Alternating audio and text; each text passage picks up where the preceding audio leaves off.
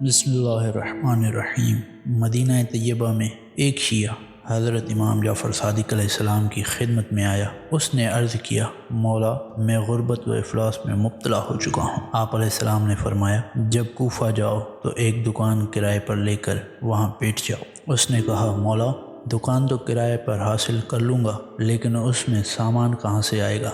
آپ نے فرمایا، یہ سوچنا تمہاری ذمہ داری نہیں ہے، تم اللہ کی رحمت کا سہارا لے کر دکان میں بیٹھ جاؤ۔ جس خدا نے تمہیں پیدا کیا ہے وہ تمہیں کبھی فراموش نہیں کرے گا۔ وہ شخص اپنے گھر واپس آیا اور اس نے حضرت علیہ السلام کے فرمان کے مطابق ایک دکان کرائے پر لی اور خالی دکان میں بیٹھ گیا۔ چند روز بعد ایک شخص اس کے پاس آیا اور کہا، بھائی میرے پاس عمدہ قسم کا سامان موجود ہے، کیا آپ فروخت کر دیں گے؟ اس نے کہا، جی ہاں، لیکن میں ذاتی طور پر آپ کا سامان خرید نہیں سکتا کیونکہ میرے پاس رقم نہیں ہے۔ اس شخص نے کہا، کوئی بات نہیں، تم میرا سامان بیچ دو، اس کی اصل مجھے دے دینا اور اس سے جو منافع حاصل ہو وہ تم رکھ لینا۔